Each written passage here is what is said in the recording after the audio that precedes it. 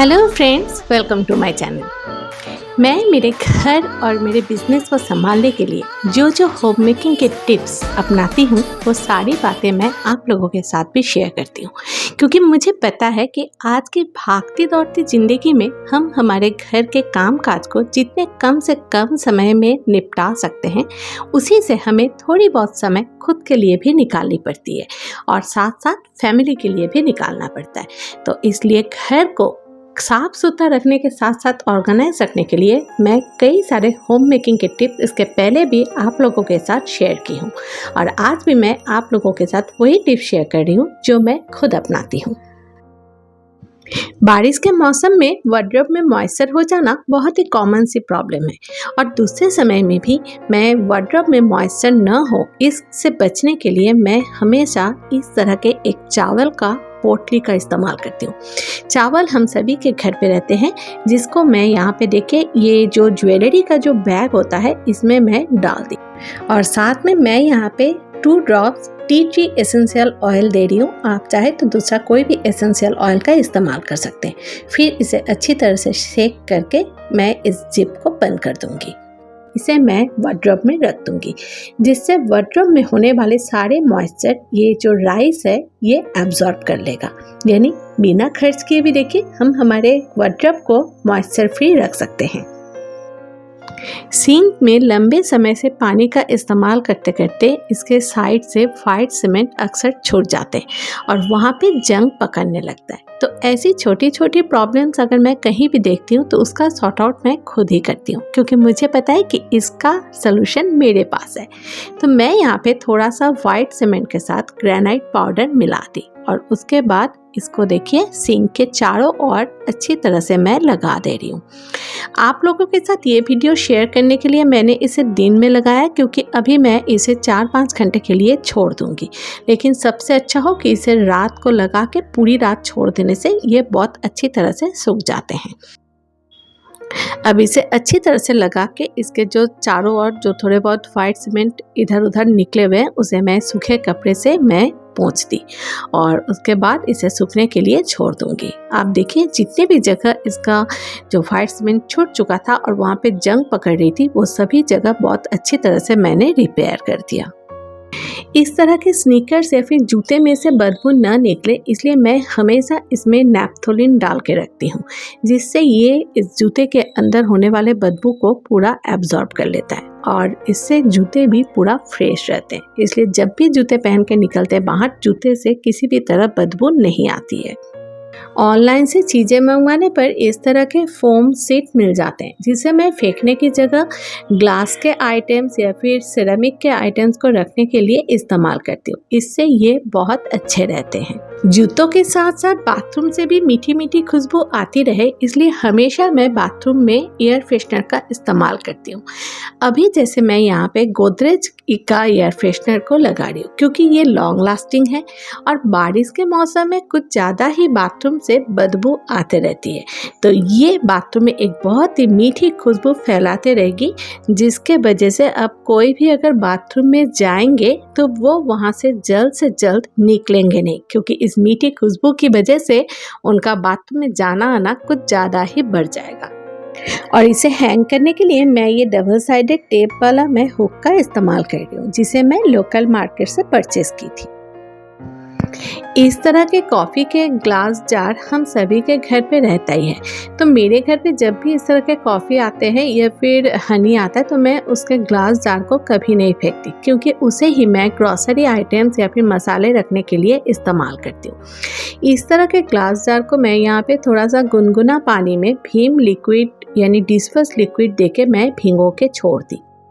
इसके 2 फायदे हैं। एक तो एक साथ ये सारी चीज़ें बहुत अच्छी तरह से साफ़ हो जाएंगी और दूसरा ये जो स्टिकर है ये बहुत आसानी से निकल के बाहर आ जाएंगे। इसके बाद इसे अच्छी तरह से पानी से धो के धूप में सुखा के फिर से मैं इसमें ग्रॉसरी डाल के स्टोर करूँगी। दाल, चावल, आटे, मैदा यानी ग्रॉसरी आइटम्स में कीड़े लगना बहुत ही कॉमन प्रॉब्लम है। तो इससे बचने के लिए मैं यहाँ पे कुछ करी पत्ते का इस्तेमाल कर रही हूँ। इसे मैं दाल में दे के मिक्स करके ढक्कन को बंद कर दूँगी। फिर देखिएगा दाल में कीड़े बिल्कुल नहीं लगेंगे। इसी तरह मैं आटे के डिब्बे में, मैदे के डिब्बे में और दूसरे जितने भी ग्रोसरी आइटम्स हैं सभी में 2-4 करी पत्ते को दे के रख के छोड़ देती हूँ। किचन कैबिनेट को साफ करना बहुत ज़्यादा ज़रूरी है, नहीं तो यहाँ पे कॉकरोच अपना घर बना लेते हैं। तो मैं जब भी किचन कैबिनेट को साफ करती हूँ तो उस समय मैं डीकल्टरिंग का काम भी कर लेती हूँ, क्योंकि कुछ चीज़ें ऐसे निकल के आती हैं जो लंबे समय से यूज़ नहीं हो रही है। या तो उसे बाहर निकाल दो या फिर ज़रूरत नहीं है तो किसी और जगह शिफ्ट कर दे कि ताकि कभी और ज़रूरत पड़े तो तब उसे इस्तेमाल करें। इससे स्पेस भी खाली हो जाता है और दूसरा आइटम रखने में भी सुविधा होती है। और जब मैं कैबिनेट को साफ़ करती हूँ तो उस समय अंदर की तरफ साफ़ करना बहुत ही प्रॉब्लम हो जाता है, क्योंकि हाथ नहीं जाती। तो उस समय मैं एक लकड़ी में कपड़े को लपेट के उसे अंदर की तरफ साफ़ करती हूँ और इसमें मैं थोड़ा सा डिशवॉश लिक्विड भी लगा लेती हूँ, जिसके वजह से अंदर में अगर कॉकरोच ने घर बना के भी रखा है तो इसकी स्मेल से वो वहाँ से भाग जाएंगे और ये लंबे समय तक साफ़ रहेगा। जब सब्जियों के दाम इतने ज़्यादा बढ़े हुए हैं तो फिर इनके छिलकों को भी क्यों फेंके, उन्हें भी क्यों ना घर के किसी और चीज़ों में इस्तेमाल करें। आपने बिल्कुल सही समझा। मेरे घर पे बैल्कनी गार्डन में जितने भी पौधे हैं उनके लिए मैं ऑर्गेनिक फर्टिलाइज़र खरीदने की जगह मैं इस तरह के फर्टिलाइज़र घर पे ही तैयार कर लेती हूँ। सारे छिलकों को मैं इस तरह से डिब्बे में धूप में सूखने के लिए रख देती हूँ।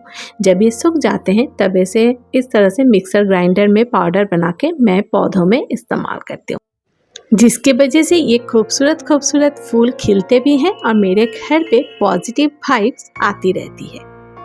जब भी मैं फ़ोटोशूट करती हूँ या फिर बाहर कहीं भी जाती हूँ उस समय मैं लैक्मे 925 प्राइमर मैटे पाउडर फाउंडेशन का इस्तेमाल करती हूँ। इससे बहुत खूबसूरत एक पार्टी लुक आता है और लंबे समय तक स्टे करता है। ये 3D print half pure silk sari with blouse piece, जिसका लिंक मैं डिस्क्रिप्शन बॉक्स में शेयर कर दूँगी। परचेस और बिजनेस इंक्वायरी के लिए डायरेक्ट DM कर सकते हैं।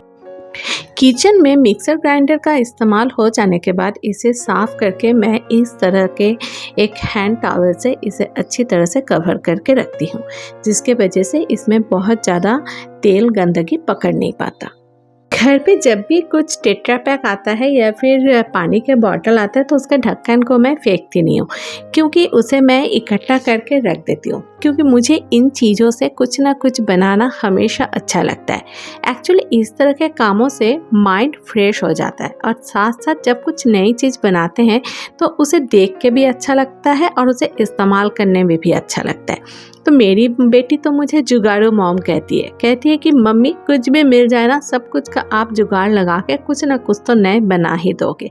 तो देखिए मैं इस तरह के ढक्कन को यहाँ पे ग्लू गन की सहायता से एक दूसरे के साथ चिपका दी। अब ये देखने में कितना खूबसूरत एक फूल की तरह लग रहा है। ये एक्चुअली कोस्टर बन के तैयार है। इसमें मैं कप रख सकती हूँ और इससे थोड़ा सा बड़ा साइज भी मैं बना रही हूँ।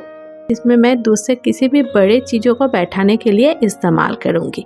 बाकी कुछ और ढक्कन रह जाएंगे जिसको मैं अभी फ़िलहाल रख दूँगी। किसी और समय आप लोगों के साथ कुछ और DIY आइडिया शेयर करूँगी। आम की कई सारे रेसिपी इसके पहले मैं आप लोगों के साथ शेयर कर चुकी हूँ, लेकिन ये मेरे घर के लोगों को बहुत ज़्यादा पसंद है। थोड़े से छोटे छोटे आम के पीसेस के साथ थोड़ा सा पानी मिला के इसका मैं इस तरह से फ्रूट जूस बना दी। अब इसमें थोड़ा सा चाट मसाला और काला नमक दे के मैं सर्व करूँगी। आप चाहे तो चीनी भी मिला सकते हैं। तो आप लोगों को आज की ये वीडियो कैसी लगी ये बात आप हमें कमेंट बॉक्स में ज़रूर बताएं। अच्छा लगने पर इसे लाइक और शेयर ज़रूर करें। सब्सक्राइब करने पर मेरी अगली वीडियो की नोटिफिकेशन आपके घर तक पहुंच जाएगी। डिस्क्रिप्शन बॉक्स में दिए हुए लिंक से जाके आप मुझे फेसबुक और इंस्टाग्राम में फॉलो कर सकते हैं, वो मेरा बिजनेस पेज है। Thanks for watching. Have a good day.